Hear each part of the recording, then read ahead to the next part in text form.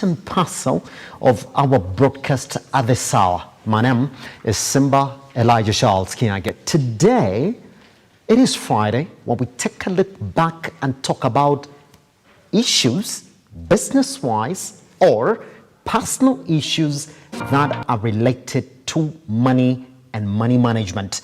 We are talking financial literacy. What we've done is that we've gone back and put all those questions that you've been asking us together. For the past couple of months, we've been running this particular show. And today, we do have a financial expert that's going to come in and talk to you about financial literacy. If there's a question or if there's a show that makes more sense than any other that we get to do here on Lookupbusiness, it is today. So take out your pens and papers, and this is how we start. I want to introduce the expert that we do have in the studio, not now, but I'm going to introduce her like this. First now, I'm going to call her Liz. Good. Now, Liz, welcome to Lookupbusiness, and I want us to start like this. Financial literacy. Why is it important for any other person, a business person or any other person, as long as you are a breathing human being, to know one or two things about financial literacy? Thank you, Simba. When you think about life, you want to have options. Financial literacy helps you create the options. So that is why it is very important, whether you're in business, whether you're employed, to have your money matters in check. Thank you. Short, precise, directly to the point. Yes, one, I'll be doing that proper introduction once we get into that particular area right here on a Lookupbusiness. But you do know, take out your pens and papers. It's just about to be a landing session right here on a Lookuptv. You can join us online at Lookuptv across all your social media platforms. I am at Kiage Simba. Let's cross right into the newsroom. See what biggest business headlines we're starting the day with.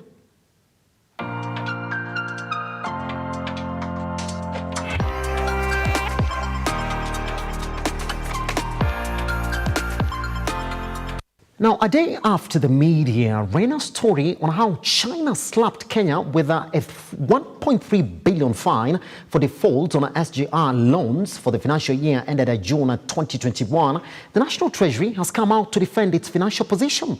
They have termed the story as that first appeared on Business Daily as incorrect and lacking facts to claim or to make the support.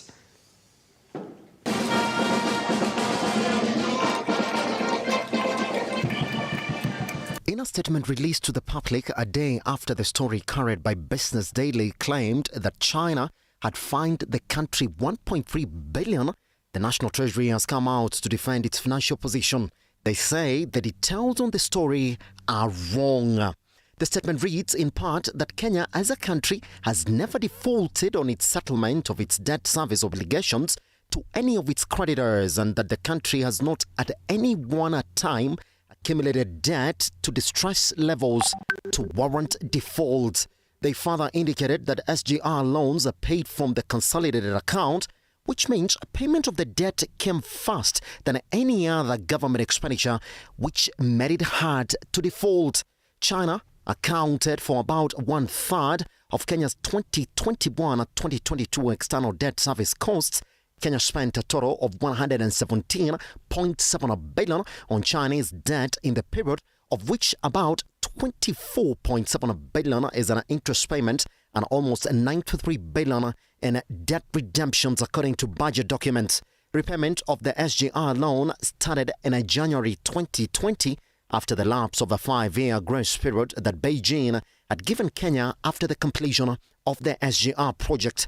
Kenya spent almost 57% of tax income in the past financial year on repaying loans, according to Treasury, underlining the effects of the mounting public debt on state finances.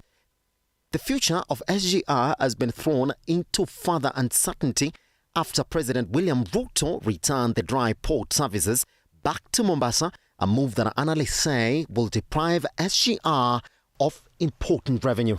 For Lookupbusiness, Simba Elijah Charles Kiage. Kenya's deputy president has challenged African leaders to prioritize political stability in their economies if youth are to succeed in business. The Deputy President underscored the importance of African youth in the building of the continent's economy and challenged African leaders to allow youth take up leadership positions and chart a way for the success of the continent. He was speaking at the Youth Connect conference held at Kigali, Rwanda.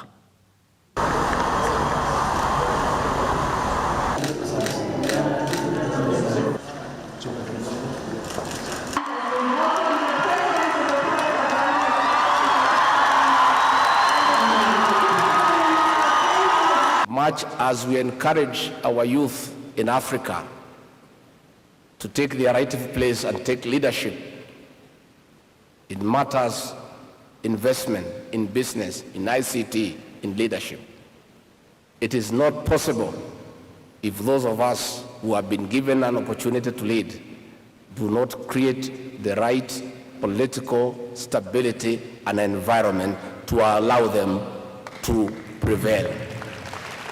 It is for that reason that I want to take this opportunity to salute the President of Rwanda for the political stability that you have established in this great country. Those of us who are students of political science and history know the journey that you have gone through in terms of redeeming this country from ethnicity to creating very serious political stability, and you have now engaged on a serious economic transformation of this great republic. And we urge all the leaders of Africa to give our young people space to take their rightful role. Let us create political and economic stability to create the right environment for our young people. Services, SOS, young people use this opportunity to learn, to connect, to share experiences.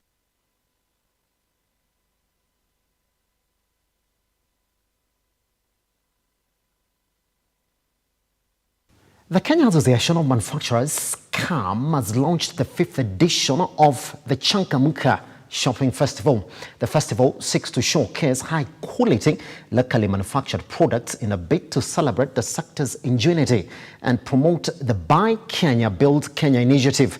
Edwin John Mukora with that story.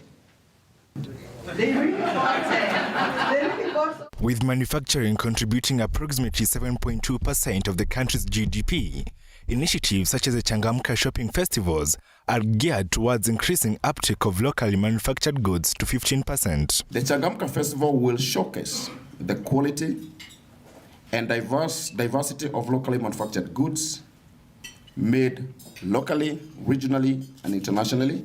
It also provides an opportunity to celebrate our manufacturing sector and its diversity.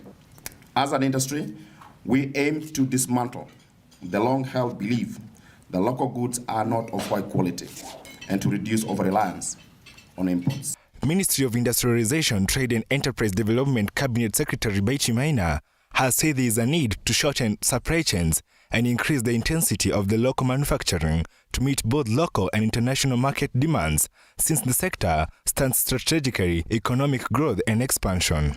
We congratulate KAM for ensuring that this partnership and delivering on this partnership and showcasing the products that are made in Kenya. My appeal to you is to ensure that whatever is being showcased during those sessions is locally made. On his part, Kenya Association of Manufacturers Chairman CEO Mr. Rajan Shah called for the government support for the sector. To ensure that we have resilient value chains to start nearshoring and purchasing from closer to our markets and closer to where we are doing our production. This again is a testimony to the fact that how it's becoming more and more important that we also secure some of our supply chains through supporting local manufacturing. Other manufacturers also underscored the need to enhance market access to local, regional and international markets. Our sustainability agenda at East African Breweries is known as Society 2030. it's an action plan to a more sustainable and inclusive world. And I'm sure you're going to be able to connect how manufacturing, sustainability, and impact on people all come together. Like these are expected to uplift efforts to raise the sector's contribution to the economy. Edwin John Mukora, Lookupbusiness. Edwin John Mukora. Counties will now see funds allocated to the units delivered timely in a new deal with the National Treasury and the Council of Governors. Under the pact that touches on a raft of issues, the perennial delay of the funds will be a thing of the past as the counties moved in to streamline payment of pending bills and wages. This emerged at the end of a two-day workshop for governors and deputies on a public finance and human resource management in counties in Naivasha. Let's take a look.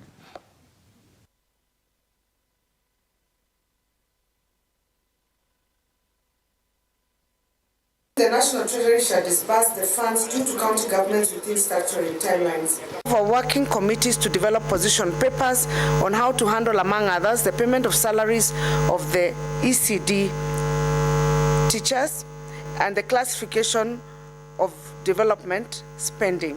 The issues raised by the working committees shall also be forwarded to the IBEC for adoption. A meeting will be held between the Council of Governors and the Equalization Fund Board so that the governors can be appraised of the structures of the board, its governing regulatory framework and flow of funds to concerned counties. Excellency governors shall, within their respective counties, support the Office of the Auditor General in promoting accountability in the management of public funds. The Intergovernmental Relations Technical Committee shall ensure that all devolved functions are fully unbundled and transferred to the county governments, and the attendant resources shall follow the functions.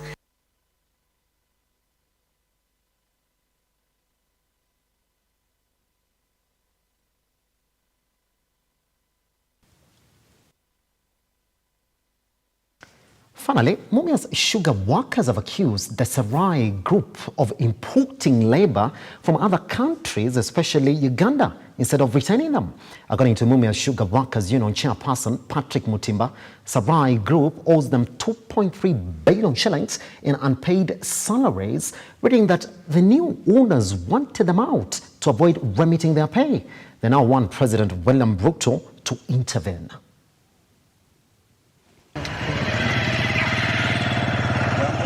We felt there was a reason for us now to come together and ask if he cannot now be in position to pay our arrears and even give employment to the workers as it has been promised. The system is there. And what we wanted to indicate to the Sarai Group is that we have been workers year one. Now that you have started operations, are you able to work with us? And if he is not able to work with us, then pay us. I'm ready to go to where I came from. It's not a matter that I should be here. But now the question of using the police, using the authorities to intimidate these workers. You know, these workers are locals here. They are farmers. They are the people who are doing the cultivation of cane. Wanadai pesa zao. Sijawahi lipwa. Kuna pesa ambazo wanatakana walipwe ya miezi 3 ya notisi. Kuna pesa yao ya mshahara walipwe ndio wapatiwe barua ya kufutwa kazi. Wengi wetu wamekuwa katika hali ambazo hazifai kabisa. Maombi yangu ni kwa President Ruto.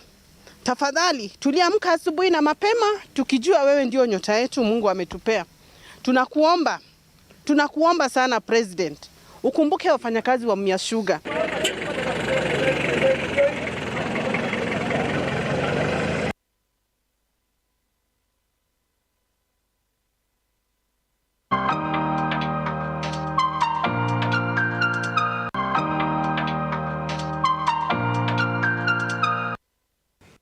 Quickly then, before we start the conversation for the day on why it's important then for you to be financially literate and look at those pillars of financial literacy and why you need to understand them. All right, let's jump into the markets and see how we're closing today. But remember, we have to go back to how we opened this morning. So we have the pointers of exactly what the outlook is going to be Monday. And I want to start with the biggest gainers. Yesterday, we did see NBV on it. Let me check and see whether we have it on it today as well. Indeed, we're going to have a couple of them that we're looking at. and I'm pointing out to NBV. Let me see whether I do have that data here. Indeed, I do have it. NBV, again, is in at least 3.84. I mean, they've been jumping, and we this is them yesterday to 430,000 in volume. And we do have a Kenya Re as well coming in at 2 shillings. Again, that's a big jump. And Everready and Liberty. And I think for me, it is essentially going to be NBV and essentially Liberty as well that are talking points around this area. All right, let's move on to the next one in terms of the biggest losers. And we're going to see whether NTBA is back on it again. By the way, the fact that there doesn't mean that it's a poor stock. It's not. Again, are they there? Finally out. Capture One, back from our top gainers list yesterday. They're back to 112. CIC Insurance again is back at 1 shilling and 90 cents, representing 5% drop. Those are the ones that we're looking at. And Total looks to see the impending review of fuel prices today has not really helped spur investment in that particular stock. Let's move into the last one then. In as much as that particular stock is concerned, and I'm talking about the biggest movers. Let's see whether Safaricom again closed yesterday at those record highs. Again, indeed, they are there, because if you look at it, Safaricom is now 3.8 million, but that's not the biggest yet, because they've dropped from around 12 million yesterday, isn't it? Equity back to the 1 million mark. Yesterday, they were doing 430,000, so it's a plus for them. KPLC has fallen again, sort of hot and cold, but then they're in the top 5 at 843,500 in terms of volume. And I'm looking at a KenGen and KCB. KCB 277,400. That's it.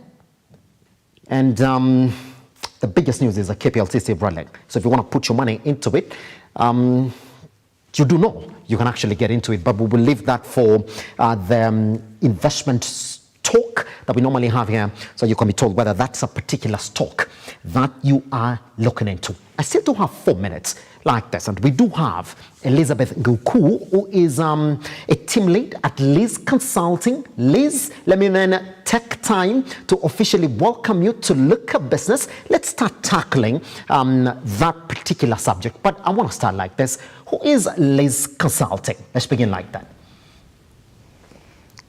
We are a team of financially people who are passionate about wealth creation.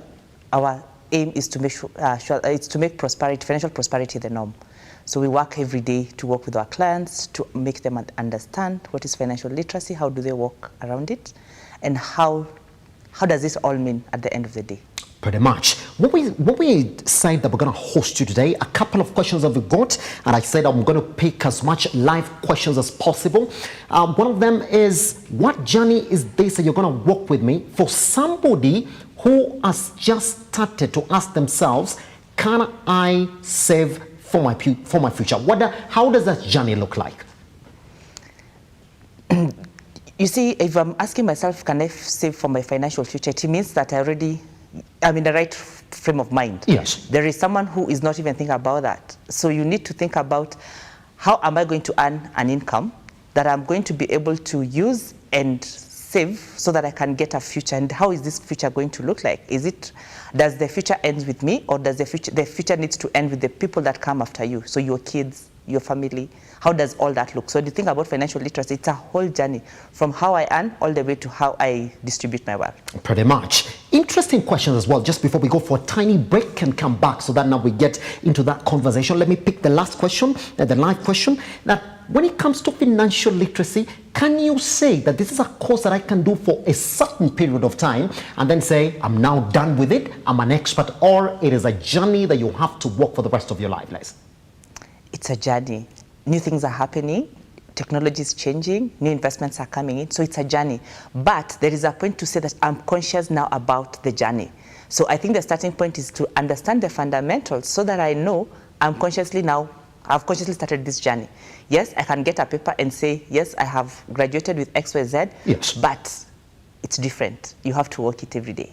I'm looking forward to that conversation in part 2 of Lookupbusiness. Today, we do have Liz from Liz Consulting answering your questions on financial literacy. Remember, these are your questions, and I know she's going to answer. Then after that, Let's try help each other become financial literate. Questions from debt all the way to savings and income coming next right here on Lookupbusiness. Join us online and Lookuptv across all your social media platforms. I am at Kiage Simba once we come back.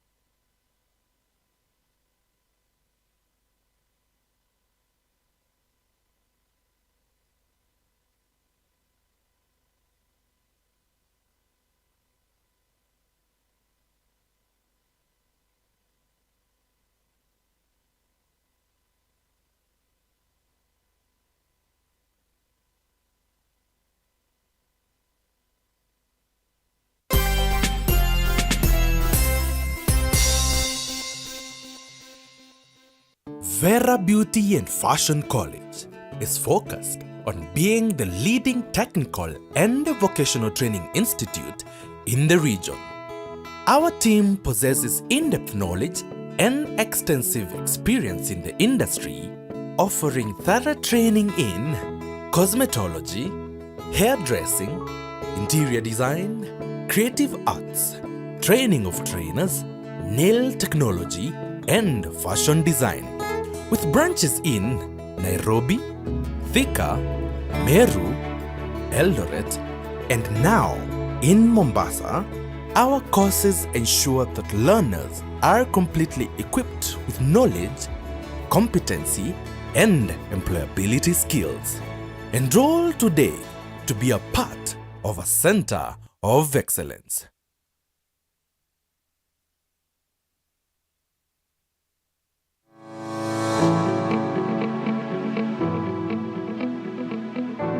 For all your football, F1, and World Cup kits, Carrington Sportswear Hub is your plug for quality, sporty merchandise.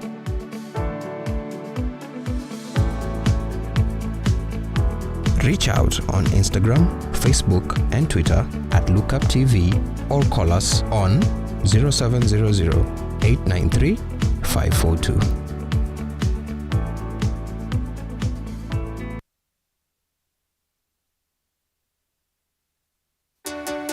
Good to have you join us on Heart to Heart.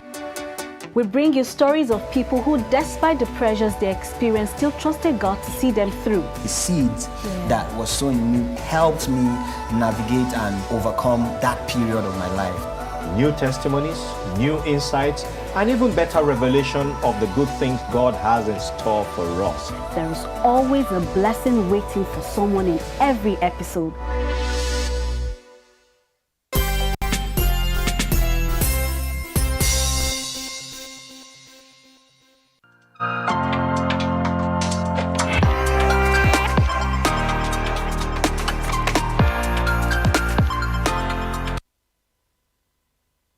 Welcome back to Lookupbusiness. My name is Simba Kiage.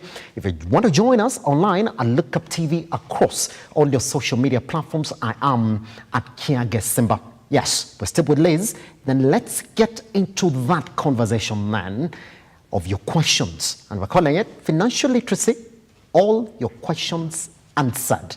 We try to compress all of them into a manageable bit for the next 30 minutes so we can actually get to talk about it with Liz today. We've handled some of them, but we're going to do a recap so that now we are on the same page. So take out your pens and papers. It's about to be a lesson. Liz, let's begin like this then. On financial literacy, they say that there are pillars in financial literacy that as an individual you need to understand. Which pillars are those and why are they important? let's take back on anything that you need to do. Yes. Foundations are important. And that is why the pillars come in place, so that you're like, okay, fine, I'm done with pillar number 1, pillar number 2, pillar number 3. So in financial literacy, the pillars are, 1, I have to understand how I'm earning. And the reason why that is important is, am I employed or am I starting a business? Because for me to plan my finances, I have to have them, right? Yes. So you cannot talk about financial literacy without understanding the earnings bit. So that's number 1.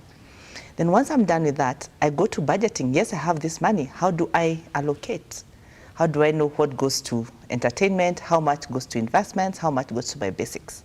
There is a clear rule about it. There is 50, 30, 20. 50% goes to my non-negotiable or non-discretionary expenditure. Hold on, we gotta be slow on that. Because even me, it's a learning process, isn't it? Yes, and they say budgeting is quite an important area that you need to stick to. Yes. So the rule is 50, 30, 20. Yes. 50% goes where? Let's. Non-discretionary expenditure, your rent, your transport to work. Yes.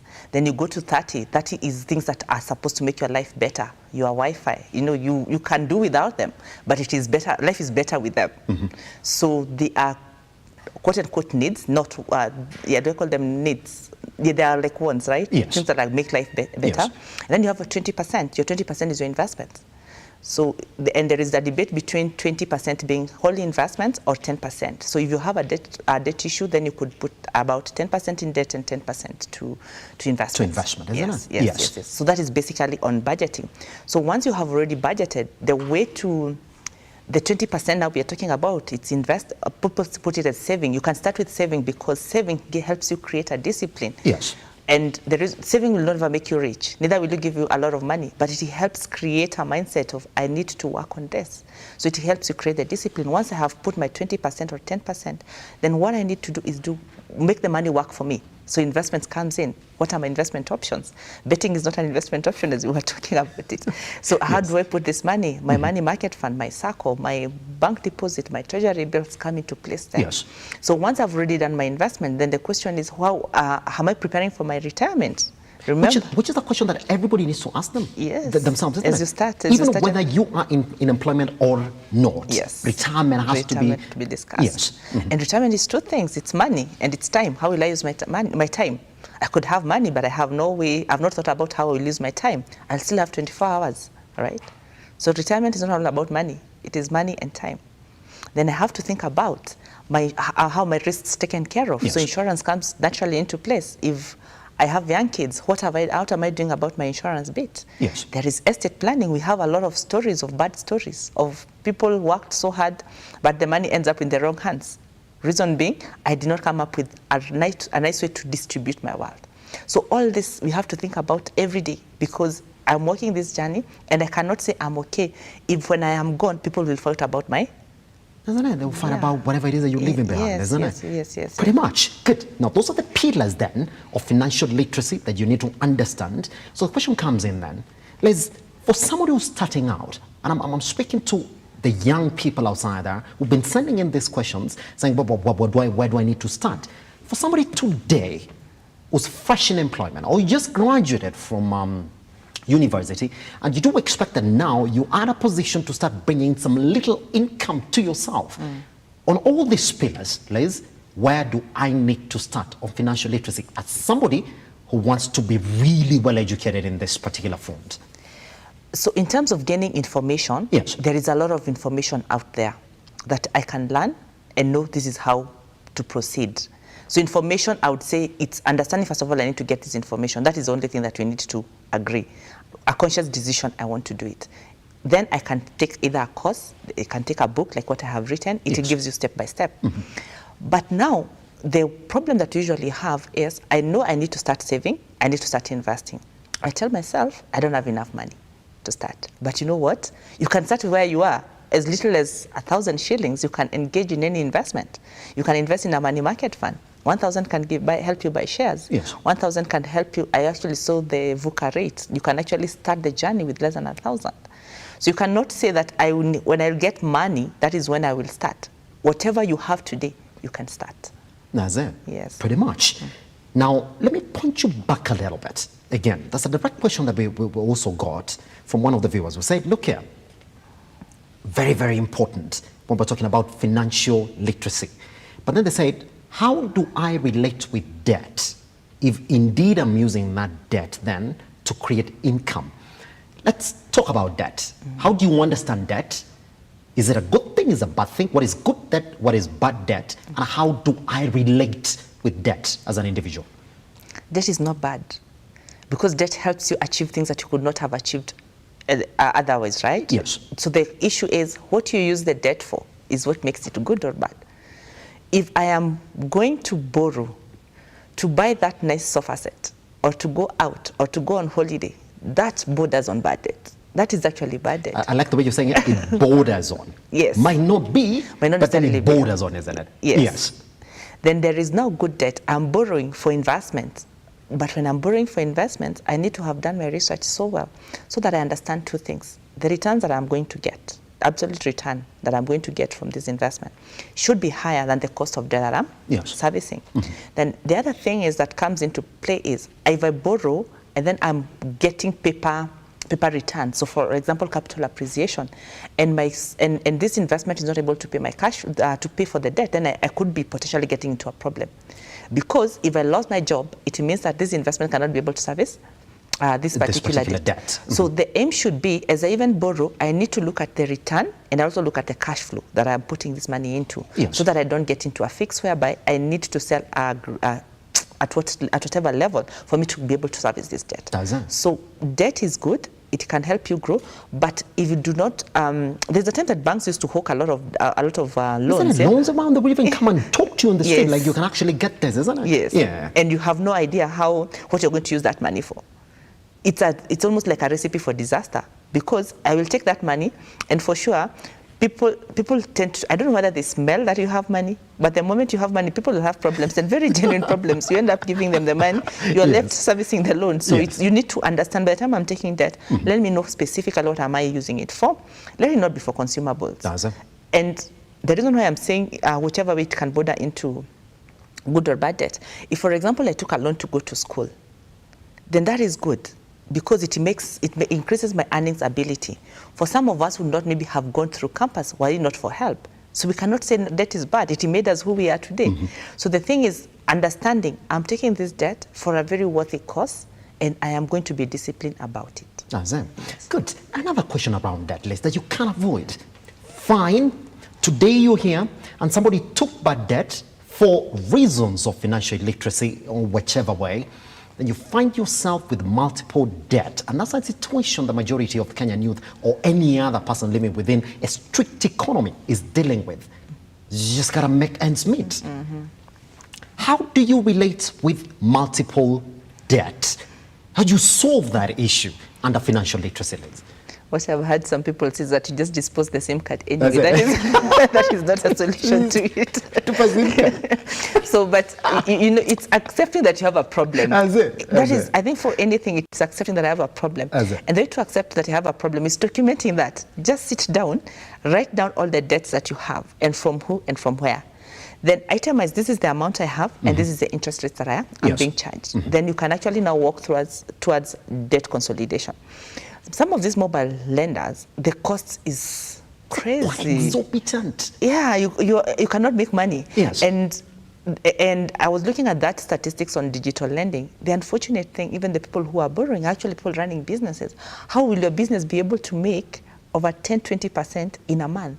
Some of them can, but not many. No, many isn't it? They can't hit that. You can't. It's very difficult. And if you could, then you don't need the debt anyway, because you can multiply that money fast and you get that amount. So you end up realizing that, because people are not thinking about it, I'm thinking about it today. I need, this person is coming for this money. Let me just pay them. I need this, let me just pay them. So what then people need to understand is money comes with a cost. So what is the cost that you're willing to pay? So document all the loans that you have. Then document the cost that it is to you, and then ask yourself, how can I restructure this? Because maybe it might make sense. I have 10,000 here, 20,000 here, 10,000 here. If I consolidate all this and get maybe a term loan, it might be easier for me. The costs come down, because if I went to the bank, I might get a 12% or a 13%, which is per annum. So it is like I'm paying 1-2% per month. So that helps me. Then I also have a longer period for me to have a breathing space. Because you know, at the end of the day, when you have 5 people calling you about their debt or texting you every morning, you can't focus. So debt is, write it down, accept and just deal with it. And the dealing with it is just looking, how do I restructure this? Yes. Then also work on your mind, because how did you get here? So you first of all need to answer the root cause. If I got here because of carelessness, I need to make sure that I'm even seeking help. How do I get out of this? And I think one of the ones that I have seen is also people who get into debt because of betting. So even if you sort the money issue, there is a psychological issue that you need to sort out. That you need to sort out. Yeah, so accept and just seek psychological help. Yes. It does not show weakness. It just shows that you are human. So accepting that position is important. Yes. Yes. But before we move away from this debt situation as well, there's the people who are asking, when I have debt, and you might find that I have debt at different levels in terms of the amount, which one do I pay first in terms of debt consolidation then? Yes. So there are two schools of thought. Yes. The first school of thought says that you pay based on the most expensive. Right? You start with the interest rate, and that is more expensive, you pay that first. Okay. There is the other school of thought that says just pay from the smallest to the highest. So for me, from a practical perspective, cost is important, but there is nothing as important as a peace of mind. So that is why I would go with a small amount. First. Reason being, if I pay the small amount first, yes, it frees me up from one more person calling me. So I can be able to focus. And there is something about human beings, ability to celebrate success story. Those propels you more than even the cost that you're paying here. So for me, I would say yes, document all this, put all this, and then start paying with the list, and then make sure the money that you use to pay on the list one, you actually, once you clear, make sure that it goes to the largest. At the end of the day, you'll feel much better if you clear 1, 2, 3, as opposed to I still remain with 10 of them outstanding at the same time. Good. Now that's clear. Another question as well, Liz, around money making. You know, financial literacy is also on money making. Now, you have young people who just get employed, and there are so many products around, Liz. You gotta know, your bank is telling you, if you leave your money here in a fixed deposit account, we're gonna give you this return. Your SACCO is telling you, come on board, we're gonna secure your future. Your insurance company is telling you, we have a product here that if you keep on giving us money in the next 10 years, we're gonna give you a house. So the question becomes, if you have money market funds as well, as a young person, you've just started receiving that income, and we're saying there is no little money. Do I put my money in the bank, or do I immediately invest that income that I have? Which is which? Sorry for the bankers, but I think you're getting a bank and you're getting 2-3%. That doesn't help your life really much. Isn't it? Yeah. So you see, at the end of the day, you have to make your money work for you. So any time that is possible. So that is why, even if you're thinking about leaving your money in a bank, are you putting it in an account that is earning you something? So at that point, the return is what is driving me, because I'm away from the risk perspective, because I need to make sure that anyone I'm engaging in, at least I understand the risk that they're undertaking. So let's say risk is well taken care of. So that point it's return. And what I would say is, based on what you are saving towards, you can actually decide where to go. If, for example, I'm investing I'm putting money away for my emergency kitty. My emergency kitty is 12 months of my living expenses. If that is what my goal is now, I cannot place that money in a SACCO, because I will not be able to take it. The only way I will take it is by taking a loan.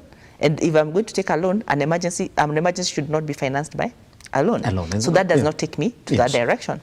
So at that point, then my options are, I go to a money market fund, or I go to a treasury bill. But remember, treasury bill, the minimum amount I need is 100,000. So that is away from me. So the natural point takes me to a money market fund. Isn't it? Put your money in a money market fund. Yes, as you start. Because at least you benefit from diversification, from fund management expertise, and you get a higher return. So, and if you look at maybe the returns that if you have your 1,000, I don't think you will get anything in the bank, but here in the money market fund, you're going to get something out of it. At least you're going to get something. And those successes will propel you to even something better. Now, the $1 million question in that conversation, again, that you're going to find, Liz, in these conversations of investments and income, majority of people ask, do I save more?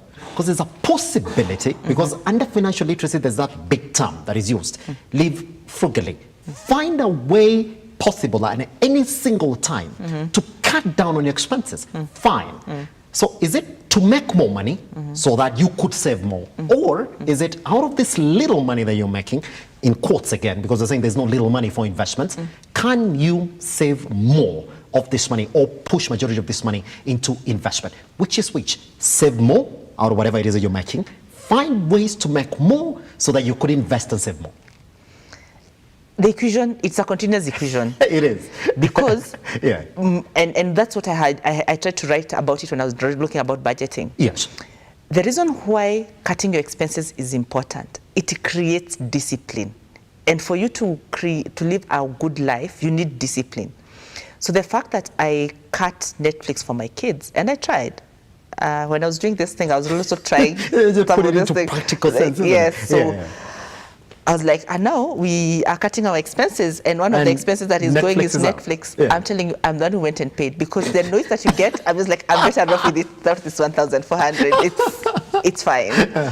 So the thing is, budgeting is important, and cutting your costs is important, because it creates discipline, because there's a give and take. And you know that what I can wait for tomorrow, it can wait. You know that patience that it creates when you have to cut some of those things. But no matter how much you cut on Netflix, you'll never get wealthy, right? You just need to make sure that, yes, I'm disciplined now. Now, how can I grow and make more money? The biggest difference will be in you being able to command more money than you actually are able to cut down. Yes. So you have to start with budgeting. To budgeting, and by budgeting, I'm actually cutting your expenses to what you think you're comfortable living with. And then now ask yourself, how can I multiply my income? That's it. For you to be wealthy, income is the determinant. The income is the determinant. That's the big boy in that conversation. Yes. Again, we're not running away from budgeting, by the way. Yes. Because the other question that we got is, fine, I will budget, but then that budget might not stand at the end of the day. Everybody's saying budget, budget, budget. Good. You were saying my food is going to go like this, my entertainment is going to go like this, my transport is known, it's going to go like this. But then in between the month, something happens. Or in one way or another, you find that you're stepping out of the budget that you had made, either by bigger margins or little margins, depending on which. So the question then becomes, what makes a budget work? I think it's accepting you're human faster. If I say that I'm going to spend 10,000, for example, on food, food prices go up. I still have the same number of mouths to feed. So at times I will end up sidestepping. But then the question is that you can do for a short period of time. But over the long time, you have to come up and sort out and say, this cannot continue. Yes. The other thing about budgeting, when you put very hard facts, you know, I cannot go beyond 2,000 on airtime, for example, which is, I think, really, really high. The day you spend 2,100, you'll beat yourself too much on the like, how could I? How could I? So you end up spending more time and negativity on that. So the way I always say, when you're doing your budgeting, create bands. Yes. So that you have a higher band and a lower band. So you're like, by the time I'm meeting here, this is a complete red flag.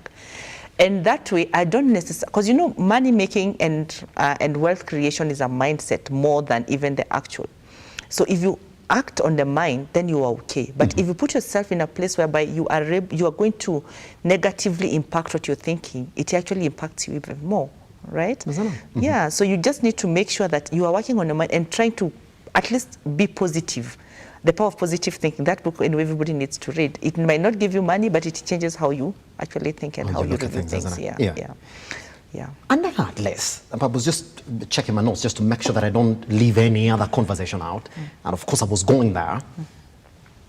There's something called financial goals. It's a term that when you look at it, everyone's like, wow, that's very complex. Could you try and make this concept of setting financial goals? What is this? And how do you make sure that you as an individual, that you're within your financial goals and you totally understand what that is? So we all have goals, right? Even you like to think so. Majority of people would say, I just wake up in the morning. And I think they do, because, but it's just that you have not taken a conscious decision. Like, now this is my goal. This is my goal. I want to get to town. That is the goal, right? I just want to get to town. That is a goal in its complete, right? Yes. So when you think about a human being, we are made of different things. So we have our career, This is where we want to go. That is a goal. I want to do my doctorate, or I want to finish my professional paper. That is a clear goal. What we don't think about is that it's a financial goal, but it comes back to finances. I need X, Y, Z, right? I want to be this very good person in church. Spirituality is important, right? I need to think about it. What do I want to be in church? That is basically a goal, and it's a financial goal for that matter. Yes. I want to be healthier, right? That means eating better, going to the gym. It's a goal. I want to go on holiday. That is a goal. How often, how many times, with who, how much it's going to cost. All that comes in together. So financial goal setting is the day-to-day. Is really, I want to even eat out 2 times or not eat out. All those are goals. So when you think about financial goals other than the term, it is really what we are living on a day-to-day basis. I want to start a business. This is the kind of business I want to start. This is the capital.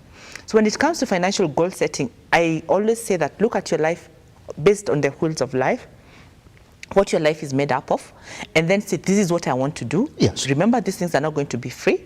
Put a cost to it. And then as you put a cost to it, remember, they're also competing goals. If, for example, if you want to pay your 10% tithe, then it means that your budget has come down by 10%, right? Does it? So your budgeting will start slightly lower. So all these things actually come and affect how your life is. So once you write all these things down, say these are the non-negotiable for me. For people, I think, again, let me go back to the spirituality bit. Tithing is important. For them, it's non-negotiable. So that is number one. And you cannot even be able to reprioritize it. But for someone else, it's like, okay, fine, I will, what is it called? I'll remove an offering. I don't have necessarily to tithe. So that again becomes different. Yes. So financial goals are very specific, and they are driven by our specific values on our wheels of life. Does it? If family is important, what Yes. does family importance mean to you from a financial perspective? Does it? Yeah, so do not think about it that it's like a financial goal and budgeting is like this corporate thing. It is the things that you live It's every the things day. that you every day. isn't Every it? day. Then, but it's a question that I'm asking you now. Yes. Then why do we have people saying, well, we have short-term financial goals and we have long-term financial goals? In that concept, then, you like to think that somebody has to sit down and say, like, for example, I, Simba Kiage, in the next 10 years, I need to have 2 kids in this particular school, living in this estate, doing this job. Is that what it is when it comes to long-term financial goals? You've put it perfectly, because you see, all these things again, they come together. Yes. They are competing, right? So let's say, for example, let's go back to your example. In 10 years, I want to have 2 kids in this kind of school. For me to get to these kids in a school where I'll be paying XYZ school fees, it Yes. means maybe I need to go back to school today. That will take me 3 years for me to command an income of X for them to meet Y. So that's why the short-term goal then becomes, or the medium-term goal becomes, going to school, saving to go to school, so that I can be able to feed into this long-term goal. So they flow and flow and flow. So they flow. Do you have to struggle to connect it, Liz? Here's the thing. I just want to make any other person who's listening to us understand. If indeed my long-term goal is to have kids, 2 of them, probably a boy and a girl, model family in the 21st century, who are going to this particular school. Now, I know that this is a goal that I have. It's a long-term goal, probably that I have to actualize in the next 10 years. Liz, funny question then that emanates from there, and that's what scares people. Do I have to live every day like somebody who in 10 years has to live in a particular estate with 2 kids who are attending a certain school? This incremental feed of short-term practices that then would lead me to achieve this long-term goal? I don't think you need to live like that. You know, that is your vision, right? That is where I want to go. And there are very many things that I need to do in the medium term. Yes. And the medium term is here. I need to work. Let's say, for example, again, I want to go to school, but the immediate income that I'm earning cannot allow me to go back to school, right? So I have to start from where I am today and say, these are the things that will help me. And remember, financial goals are not static. It's not like if I put my goals at the beginning of the year, that is what will carry me on. Even in December, things will change. I will maybe get a good job, or maybe I will lose my job, or something happens, maybe I get married or something. So all those things, with the life circumstances and changes, you have to have the long term, but at the same time remain very, flexible, so that you can actually incorporate the things that are moving. And remember, for me to go see my 5-year goal, I have to live today. right? So I have to be sure that I know how am I going to feed my kids today? How am I going to get to work? So it is not that long term coming to the short term. It is really a combination of what is important to me based on my life circumstances. If you come to us, one of the things that we always ask you is, let's start with what you have today. Let's document what you have. So you are almost like taking stock. And then from the taking stock, then we go to the goal setting. Because if we start with goal setting and then I don't have the resources today, then I'll get depressed. Yeah, so you have to start with taking stock of where we are today, and then from a very practical perspective, where am I going and what is important? I always say that if, for example, you're just an ideal person, whereby you're from college, you don't have anyone to help you, you have your first degree, your first diploma, then you know that I need to gradually grow onto it. I need to invest in education. At that point, I think self-investment is the most important thing. So I have to make sure that my goals are like supporting that. Then the second, when I transition out to the next level, I have family. What does that mean and how does that look? Yeah, pretty much. Here's the thing. I know you have a book that you have here. I want to spare 1 minute so we can get to talk about it before we step out. Now, for somebody listening to you, Liz, and saying, well, I want to go to Liz Consulting and especially speak to Liz today, so that I can actually now start tracking my journey, be financially literate. How is that training going to be? And how long do I have to be trained by you, especially, so that I'm proper? I know what investments are, I know what debt is, I know what my life journey or my life goals are. How long do you envision that particular training is going to take place? So we do two things. So there is a defined journey that you take, this where we have to sit with you, do the work. It is a 10-week course. We call it Prosperity Blueprint. It will help you grow from how do I earn my income and all the way to distribution of your wealth. That is for someone, I would say that is for someone who mid-level sort of management. I'm looking at this in totality, because if today I've just started and you're telling me, want us to discuss about distribution of wealth, it is good to know about it, but might not be very practical. For someone who is just starting out, we do free webinars every Wednesday. The reason why we do these free webinars, we'll cover these things in detail. Like, for example, goal setting. It will be 30-40 minutes of discussing goal setting, your issues, my issues, and then we see how that goes. So that is one of that is the easiest way to start with us. We do one free consultation for anyone who comes to our just to help you sensitize you about things that you need to do. Then from there, we graduate you to a sort of journey that we walk with you, that journey for financial literacy. So you can come back and report your progress and the challenges you're facing, and then after that you see whether you actually benefit from the classes, isn't it? All right, 2 minutes left. Let's carry that book called Thrive, and then we talk about it, isn't it? Is that what you're reading right now? No, it is my book. That's your book. Yes. Fantastic. Can we know what it is? So this is Thrive, Anchoring Your Financial Freedom, all right? And this is what it is, yeah? What does this book cover? This book covers the various pillars of financial freedom. So it will cover things to do with your income, your goal setting, your debt management, your investments, retirement, insurance, and ends with estate planning. So it is a step-by-step guide. If you have no time to attend class, you can take this book. It gives you all the things that you need to look out for as you start the journey to financial freedom. Yes. Fine. Where can I get it if I want to? You can email us. You can get it at Tavanis and also Nuria. Yeah.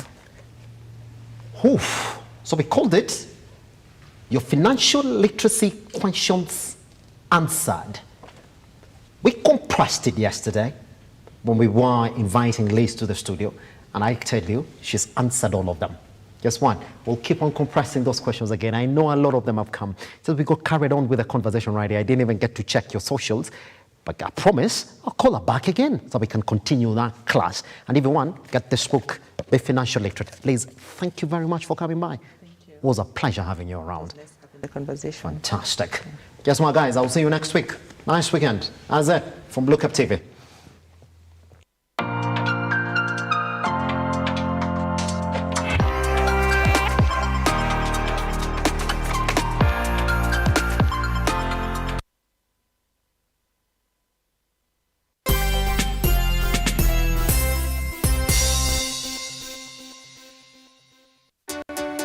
Good to have you join us on